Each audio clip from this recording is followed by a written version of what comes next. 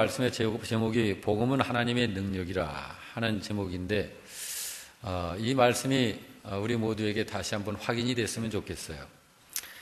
사람은 각각 고맙고 감사하게 여기는 부분들이 있죠. 이렇게 같이 믿음 생활을 하면서도 어떤 사람은 세상적이고 육신적인 것, 물질적인 것에 대해서 그러한 분들도 있고요. 또 어떤 분들은 지극히 영적이고 신령한 것에 그러한 분들도 있습니다. 여러분은 주로 이제 어떤 부분에, 무엇 때문에 감사하게 되는지, 무엇을 더 감사하는지 한번 생각을 해보시길 바랍니다. 우리가 신앙생활을 하면서 이런 것에 염두에 둬야 하는 이유가 있어요. 두 가지 이유를 좀 생각했는데요. 하나는 마음을 어디에 두고 어떻게 생각하느냐에 따라서 믿음이 달라져요. 인생이 달라져요. 그래서 이 부분을 우리들이 좀 중요하게 받아들여야 합니다. 또 한 가지 이유는 하나님께서 보시는 부분이, 사람을 보실 적에 하나님이 보시는 부분이 중심을 보시기 때문에 그렇습니다. 여기에 중심은 마음이죠. 마음. 그리고 생각이라고 하는 것에 의해서 우리의 많은 행동들이 생산이 되는데, 이 마음이라고 하는 그릇에 어떤 생각을 품고 있느냐에 따라서 사람이 달라져요. 행동이 달라지고요. 근데 하나님이 사람을 보실 적에 그 중심을 보신다. 중심을 보신다. 그러므로 믿음 생활을 하는 신자들이 바로 이런 이 마음, 중심, 이런 것에 우리들이 염두에 두어야 합니다. 그래서 어떻게 마음을 먹고 어떻게 생각하느냐, 이것이 참 굉장히 중요해요. 얼마나 이것이 중요하냐면 이것이 사람에게 끼치는 영향력이 대단합니다. 과거 일제시대 때 일본인들이 우리나라 사람들을 고문했던 방법 중에 하나가 이런 방법이 있다고 이야기를 들었습니다. 양손을 뒤로 묶고 한 손가락 끝에 상처를 내요. 자, 그럼 상처가 나면 아픕니다. 그리고 이제 아픈 그 인식이 듭니다. 내 손가락에 상처가 나 있다.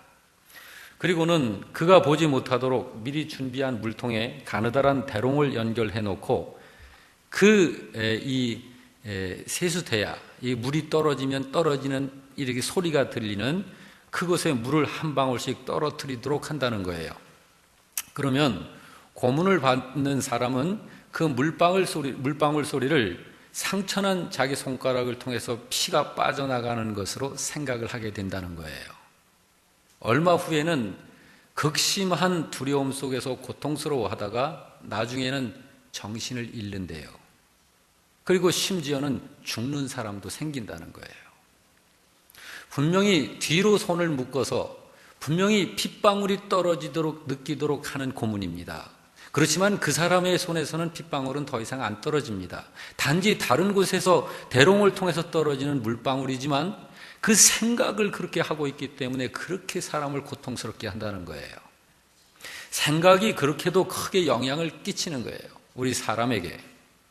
여러분, 신자가 하나님을 섬기면서 사는 신앙생활에도 마찬가지입니다. 어떤 마음으로 신앙생활을 하는가? 하나님께 대해서 어떤 생각을 갖고 있느냐에 따라서 인생이 달라져요. 인생이 달라지는 거예요. 한 예로 우리가 하나님을 믿고 살면서 당연히 감사하면서 살아야지 하는 걸 우리는 인정하고 있습니다. 성경은 우리들에게 분명히 말씀하시기를 범사에 감사해라, 그렇게 말씀하고 있어요. 그러면서 우리는 모든 것에서 감사하는 삶을 살아야 그것이 올바른 거예요. 억지로 감사 아닙니다. 우러나는 감사, 자원해서 자발적으로 하는 감사. 그런데 사실 그런 감사가 잘 안 되지 않습니까? 왜 그것이 잘 안 될까요? 그게 바로 신자 각자의 마음에 의해서 좌우되는 거예요. 마음에서. 아마 여러분 중에도 그런 분이 있을지 모르겠습니다만은 절대로 예수님께 가까이 와서 믿지 않으려고 하는 분들이 있을지 몰라요. 저는 성경 공부를 교인들하고 이렇게 하면서 가끔 그런 고백을 듣습니다. 목사님, 저 예수 너무 잘 믿게 될까 봐 두려워요. 너무 잘 믿게 될까 봐 겁난다는 거예요. 그래서 그 이유가 뭔가 했더니 자기가 정말 좋아하는 것들이 여러 가지가 있는데, 세상 속에는 예수님을 이렇게 말씀을 통해서 예수님을 이렇게 가까이 나가다 보니까 경건하고 경건하지 못한 것들에 대한 구별이 되고 보여지게 되는데, 이런 것들을 정말 경건한 쪽으로 내가 점점 나를 키워 나가야 되려면 경건하지 못한, 그동안 좋아하고 재미있어하고 즐기고 나는 이런 것 때문에도 산다라고 생각할 만큼 매력 있는 것들에 대해서 많이 잃어버리게 될 것 같다라는 거예요. 그래서 어느 정도 선을 딱 거놓고 더 이상 가까이 안 오려고 하는 거예요. 생각입니다. 생각. 저는요, 감히 이렇게 말할 수 있어요. 하나님 앞에서 가장 행복합니다. 저는 그렇게 말할 수 있어요. 물론 여러분도 저처럼 최고의 행복을 누리면서 사는 사람도 있겠죠. 제가 왜 행복하냐면 믿음으로 사는 삶이 너무 행복한 거예요. 하나님이 저의 생애를 책임져 주시고 계세요. 제가 하나님께 기도하면 하나님이 다 들으셔요. 하나님이 저와 함께 가셔요. 제가 어려움을 겪을 적에, 제가 마음 아파하면 하나님이 그 자리에 같이 계셔요.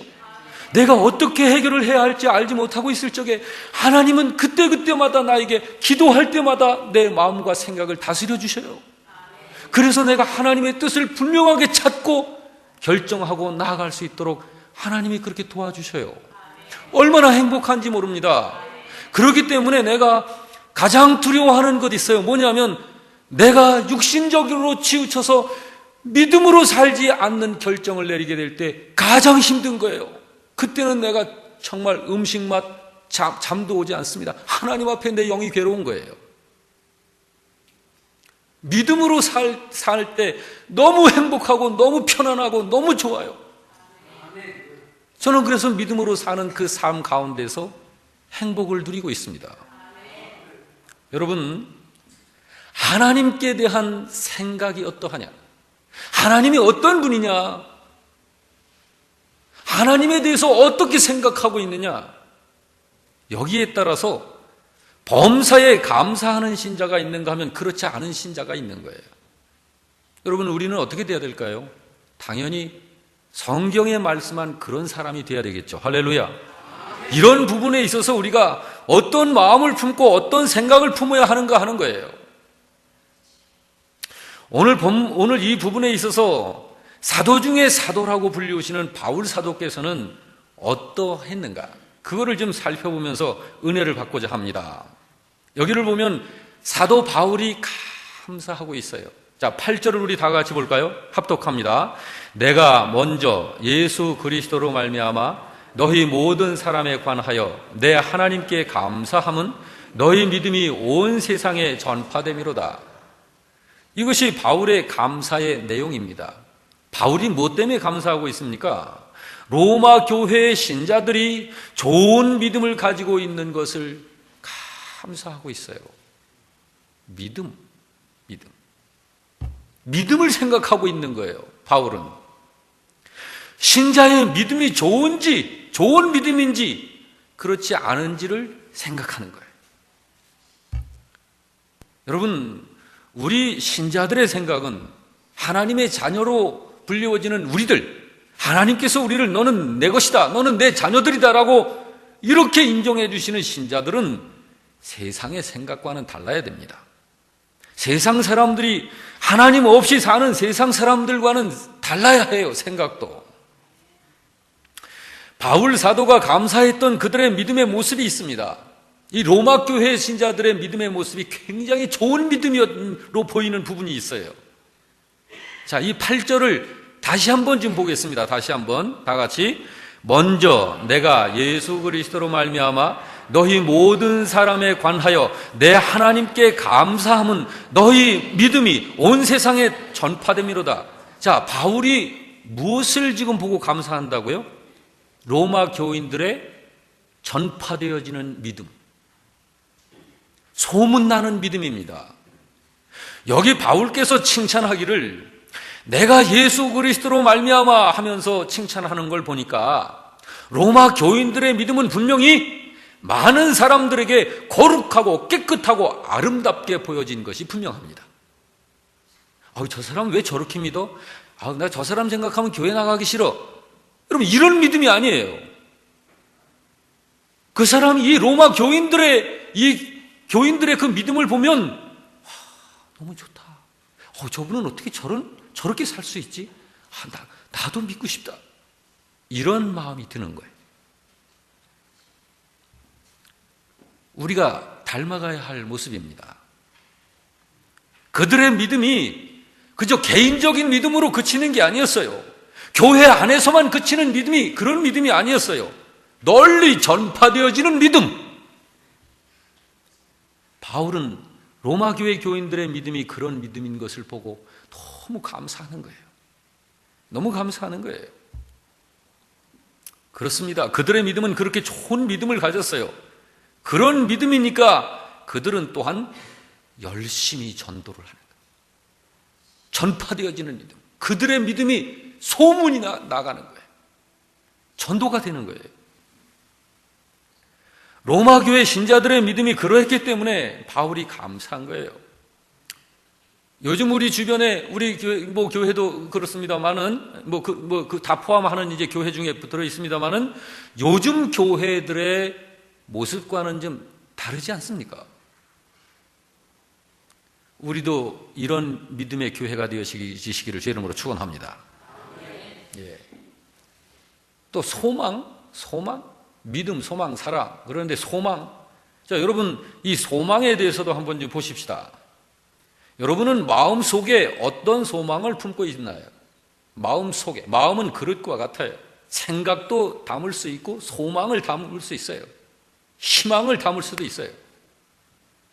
자, 우리 각자의 마음속에 어떤 소망을 품고 있나? 자, 바울의 경우를 보시자고요. 자, 9절, 10절을 봅니다. 다 같이. 내가 그의 아들의 복음 안에서 내 심령으로 섬기는 하나님이 나의 증인이 되시거니와 항상 내 기도에 쉬지 않고 너희를 말하며 어떻게 하든지 이제 하나님의 뜻 안에서 너희에게로 나아갈 좋은 길 얻기를 구한다. 바울이 원하는 게 있었어요. 자, 바울의 소망이 있어요. 뭔가요? 바울은 로마 교회 성도들을 만나고 싶어 하는 거예요. 보고 싶어 하는 거예요. 이것이 바울의 소망이에요. 왜 그럴까요? 교인들을 왜 보고 싶어 할까요? 11절과 13절에서 그 이유를 사도 바울은 밝히고 있습니다. 11절 다 같이. 내가 너희 보기를 간절히 원하는 것은 어떤 신령한 은사를 너희에게 나누어 주어 너희를 견고하게 하려 함이다. 13절도 봅니다. 형제들아, 내가 여러 번 너희에게 가고자 한 것을 너희가 모르기를 원하지 아니하노니 이는 너희 중에서도 다른 이방인에서와 같이 열매를 맺게 하려 함이로되 라고 말하고 있습니다. 자, 무슨 말입니까? 사도 바울이 로마 교회 교인들을 그렇게 만나고 싶고 보고 싶어 하는 것은 그냥 만나면 좋고 보면 좋으니까가 아니라 로마 교회 교인들에게 신령한 은사를 나누어 주어 그들의 믿음을 더 좋게 해주고 더 튼튼하게 해주고 그래서 믿음의 열매를 풍성하게 맺도록 해주기 위한 것이 사도 바울의 소망이에요. 바울은 이런 마음, 이런 생각을 품고 교회를 보고 신자들을 보고 있는 거예요. 이런 마음이 주님의 마음 아닙니까?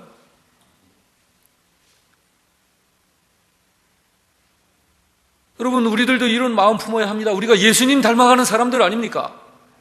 성경에 예수님의 마음을 품으라고 말씀을 했으니 우리가 예수님의 마음을 품고 우리가 이 세상 얼마나 살지 모릅니다. 바울은 어떻게 해서 이런 마음을 품었을까? 바울은 어떻게 해서 이런 생각을 품고 있었을까? 품을 수 있었을까? 바울은 하나님의 일을 어떻게 해야 하는지를 알기 때문에 이 마음을 품은 거예요. 여러분, 하나님의 일 어떻게 합니까? 하나님의 일 어떻게 하는 거죠? 하나님의 일을 하는 방법이 있어요. 분명히 아시기 바랍니다. 여러분, 하나님의 일은 은사를 가지고 하는 거예요. 은사 없이 하는 하나님의 일은 반드시 교회에 아픔을 주고 상처를 입히고 울게 만들고 그리고 교회를 일부를 찢어지게 만듭니다. 하나님의 일은 은사를 가지고 하는 거예요. 그래야 하나님께 드릴 수 있는 열매가 맺혀지는 겁니다.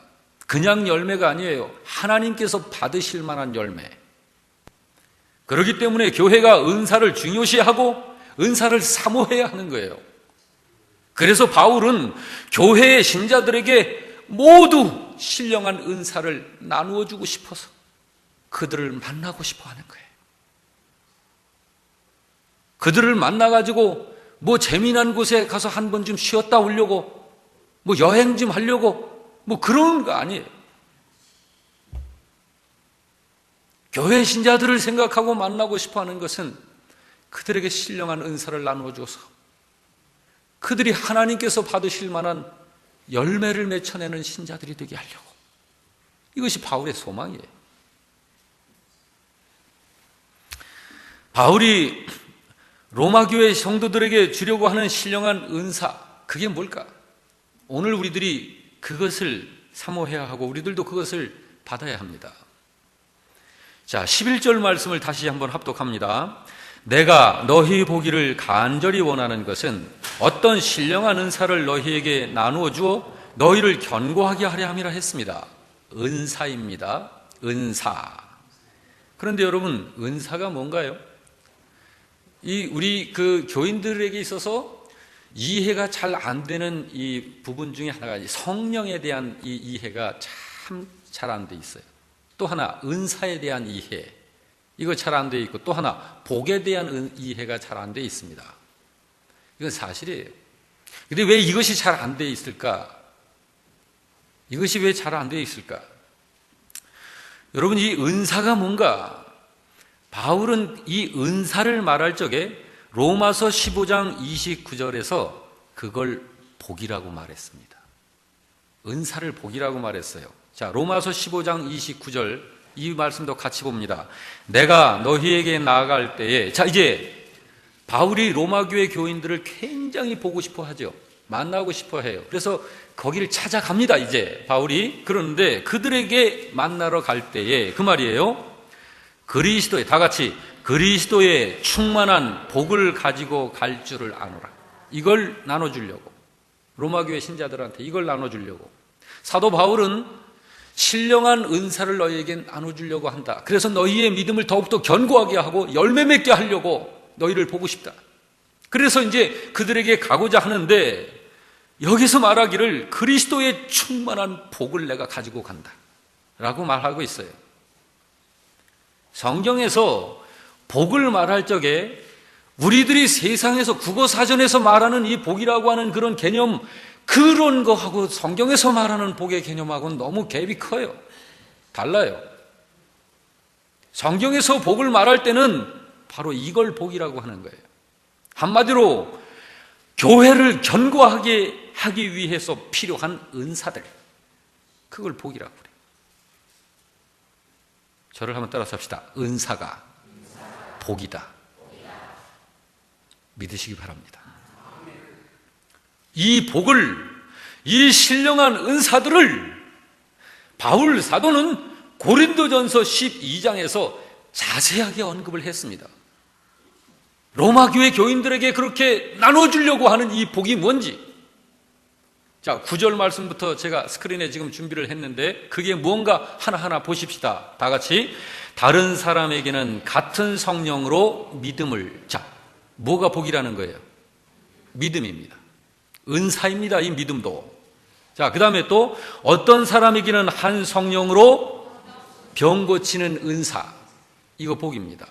계속해서 이제 어떤 사람에게는 능력 행함을, 어떤 사람에게는 예언함을, 어떤 사람에게는 영들 분별함을, 다른 사람에게는 각종 방언 말함을, 어떤 사람에게는 방언들 통역함을 주시나니 하나님이 교회 중에 몇을 세우셨으니 첫째는 사도요, 둘째는 선지자요, 셋째는 교사요, 그 다음은 능력을 행하는 자요, 그 다음은 병 고치는 은사요, 서로 돕는 것과 다스리는 것과 각종 방언을 말하는 것이다. 여러분, 이것들이 은사입니다. 이것들이 신령한 은사예요. 여러분, 직함, 여기에 사도, 선지자, 교사, 목사, 능력 행함, 병 고치는 은사, 다스리는 것, 돕는 것, 이거 다 은사예요. 이게 복이라고요. 그런데 여러분, 이 은사에 대한 이해가 부족하면, 복에 대한 이해가 부족하면 이걸 갖고 활용을 잘 못하는 거예요. 그러니까 엉망이 되는 거예요. 그래서 믿음은 성숙해져 가야 합니다. 어린아이 신앙이어서는 안 돼요. 바울은 바로 이런 것들을 로마 교회의 신자들과 공유하기를 원해서 그들을 보기를 소망했던 거예요. 왜? 그래야 신앙의 열매가 맺혀지기 때문에. 이 열매가 얼마나 중요한 건지 아시죠?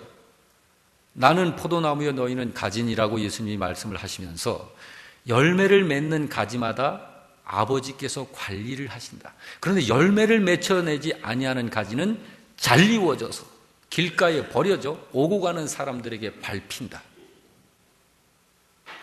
열매가 그렇게 중요한 거예요. 이게 바로 이 복음이 담고 있는 것이 이런 것이기 때문에 사도 바울은 복음을 굉장히 자랑스러워해요. 여러분, 묻고 싶습니다. 여러분, 이 복음이 여러분에게 자랑이 됩니까?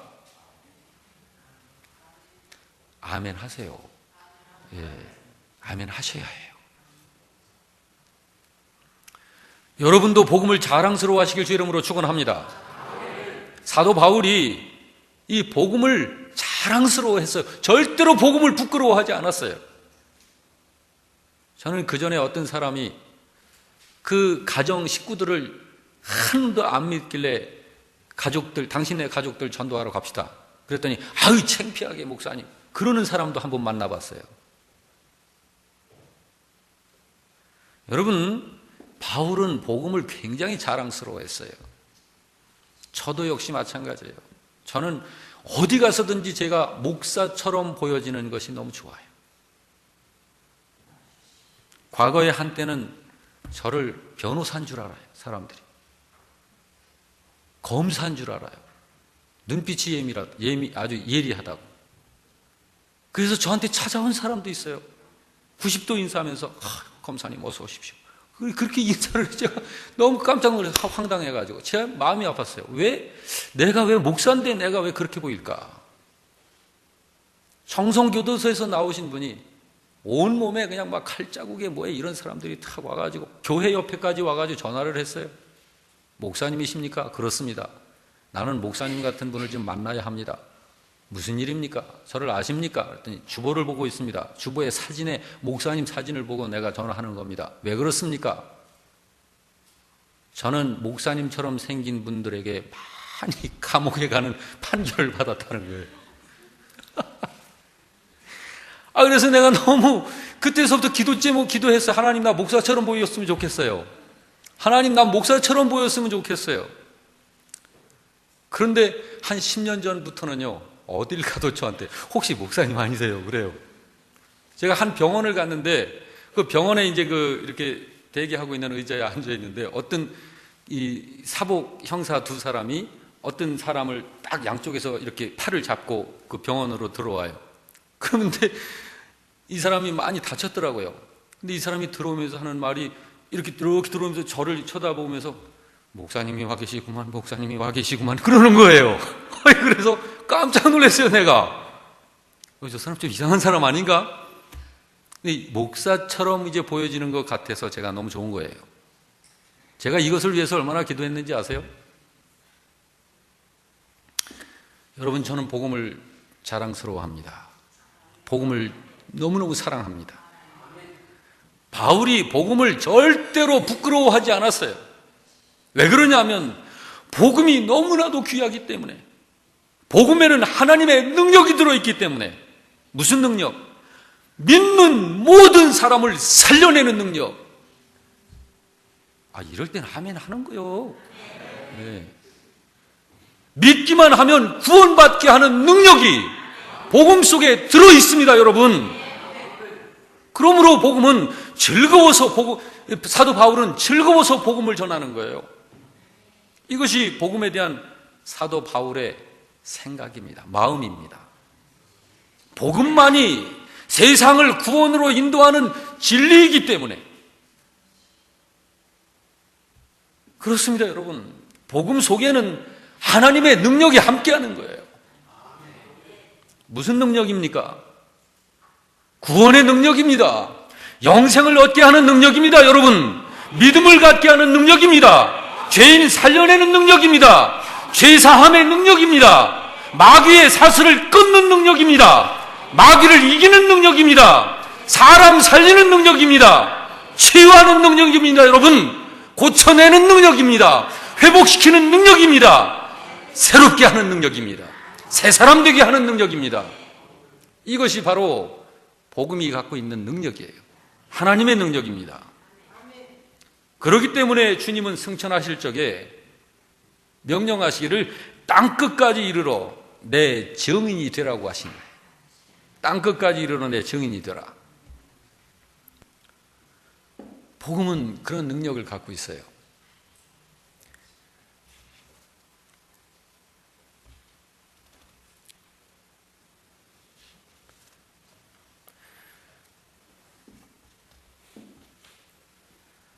진화론의 창시자 찰스 다윈, 여러분 잘 아시죠? 그 사람이 자기의 이론을 증명해 보이기 위해서 종과 종, 종과 종 사이의 중간 상태의 생물을 찾아 나섰습니다. 원숭이와 사람 사이에 그 중간 과정에 있는 그 뭐가 있을 것이다. 진화론자니까요. 그러다가 다윈이 남양군도에서 대단히 미개한 식인종을 발견을 했어요. 굉장히 미개한 식인종. 그때 다윈이 이렇게 단언했습니다. 저 사람들은 절대로 개화가 되거나 발전할 수 없다. 왜? 중간 단계니까.